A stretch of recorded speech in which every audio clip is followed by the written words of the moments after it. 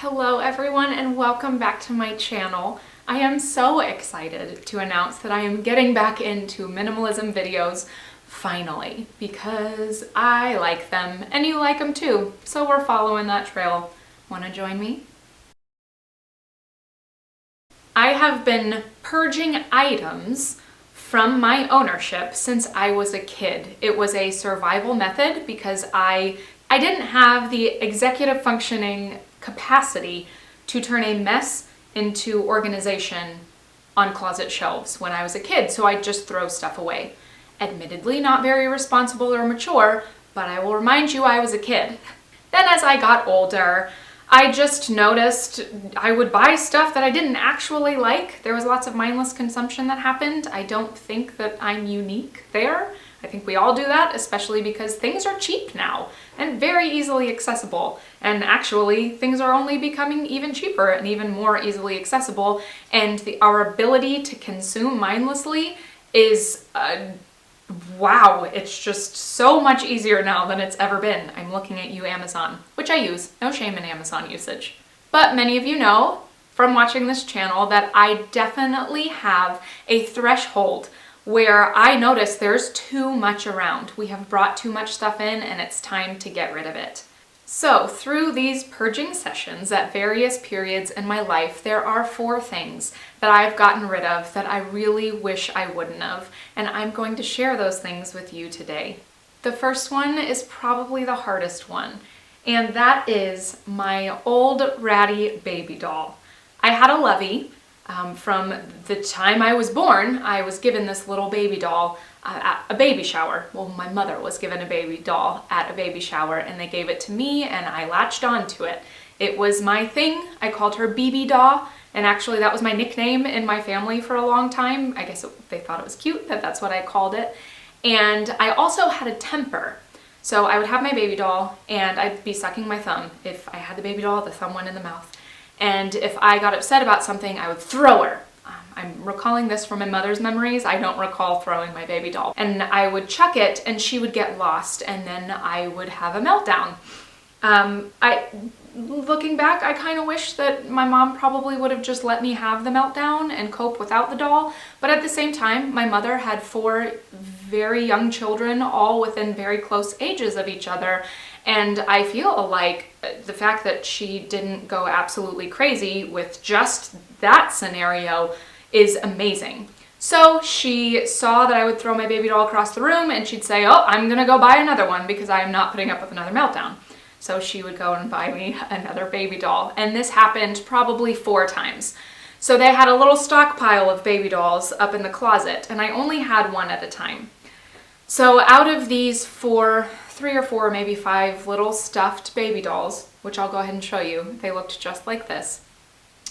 Out of these baby dolls, I had 2 of them that I loved the most. They were the most ratty and most used, and they were falling apart. And when you read The Velveteen Rabbit, when I think it's the wise little rocking chair horse tells the bunny that what makes you real is when you're falling apart because you've been so loved, that described my baby doll very well. And actually, that describes my daughter's baby doll very well, which I know it kind of looks like a baby doll from a zombie movie, but she has only had this one baby doll since she was born.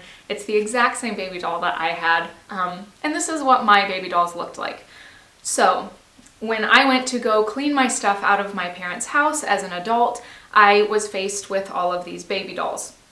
As a kid, I never had all of them at once. I would only have one at a time. It felt weird, like I could see double. I only had one baby doll. She was just her little soul would jump baby dolls. I don't know what I was thinking, but I was never attached to all my baby dolls. I only wanted one of them. So I ended up taking a photo of all of them and I let go of 4 of them and I kept one. I kept the one that was in the best condition. I thought maybe I would share it with one of my children. I felt right about it at the time, But I wish that I would have saved the rattiest one, the one that was most well-loved and most torn apart and the grimiest and the dirtiest. It was so much like the Velveteen Rabbit. I wish I would have kept the one that was most real. I just didn't have the foresight to recognize that at the time that I let 4 of them go. I will say that this one, the one that I kept, brings me so much joy. I don't pull her out very often. She is kept tucked away, but she just reminds me of so much that I love, and she just brought me so much comfort, and I'm glad I have her. I'm so glad I didn't throw her out. I do wish I would have kept the most loved one instead. I don't have, to my recollection, a single journal that I had growing up, and I journaled from the time I knew how to write. I believe it was in 1st or 2nd grade that I had a little notebook from school, and I would write stories in it, or I would write prayers in it, or I would write Dear Diary and put diary posts in it. And I didn't recognize it then, but when I would go back and read my journals, I would just feel so ashamed by my vulnerability and by how sensitive I was and how tender I was. It embarrassed me to read, and I would throw them away. And every time after I did that, and I'd get a new journal and I'd start filling it out, I'd say, no, I want to keep this. This is special. These are parts of me that I'm expressing. But then as a little bit of time would pass and I'd go back and read them, I was filled with the same amount of embarrassment and shame, and I'd throw it away. I remember talking about this topic at one of my first therapy appointments that I ever had. I was a teenager. I believe I was 18, maybe 19 years old. I was struggling with binge eating disorder, and so we were sorting through that. And she asked me, why are you throwing your journals away? And I didn't really have a good answer. I didn't know it was because I was embarrassed and ashamed. I just felt that, and so I'd chuck them. Now, in hindsight, I realized that my tenderness was so tender and my sensitivities were so sensitive that I recognized it when I went back and saw it and read it. And I saw that I was taking up a lot of space in the world, and that my particular sensitivities were more than the sensitivities of other people around me. And I was so ashamed of it. I was reading who I honestly was on these pages, and I couldn't take it because I didn't fit. My sensitivity did not work in the world that I was living in. And instead of trying to dig deeper and understand how that was okay, that I was that sensitive and that tender and that confused about who I was, instead I just closed them up and threw them away and tried to act like I hadn't read that and that I hadn't recognized the things that made me me that were uncomfortable. I wish I never would have gotten rid of those journals. I think I would have a much better understanding of myself now if I could go back and read the honest thoughts of myself at 12 and at 14 and at 16. I think it would be, if nothing else, really insightful. It would definitely give me content for my memoirs, which I'm currently writing at this very moment. But now it's just got to be my memories that I recall because I didn't save those journals. In the same way, I have gotten rid of most photos from my past, specifically like middle school and high school, in that time period. I was really awkward as a kid, but I did have friends. Unfortunately, I was losing friends at the same rate I was making them, especially in high school.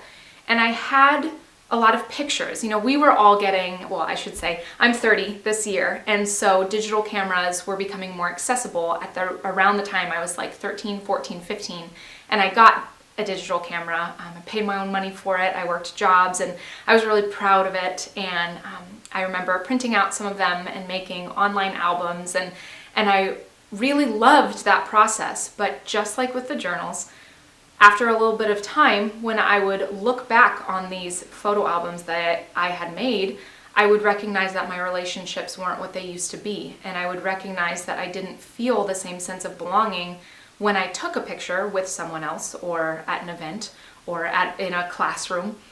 And I just felt a lot of loss. I didn't have the words for it. I didn't recognize that I was ashamed and embarrassed, again, by how I was showing up in the world, but I did recognize that my relationships very rarely lasted very long, And I would look back on these pictures where I was so happy, and they weren't really my friends anymore, and I didn't know why.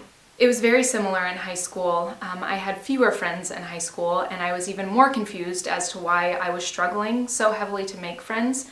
I got some close friends, especially in my youth group, and the kids who were in my youth group and in my high school were the closest ones to me, and I lost them too. And I wasn't really sure why, and I didn't have the self-confidence to ask.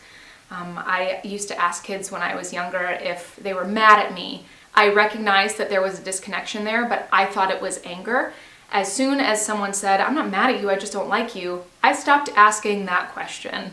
I stopped asking it with my words, but I know I asked it in my behaviors. I know that I was a needier kid, and I know that I required more in my personal relationships, and I'm still kind of trying to figure out the dynamic that goes into what I need in relationships and my particular sensitivities that somehow repel people on occasion. But looking at photos from my past were just too hard because I saw that, but I didn't see my sensitivities as being unique. I saw who I am not working, and I just felt shame about it. So I would throw those pictures away. I didn't just throw them away, I deleted the files. And I really wish I would have kept those.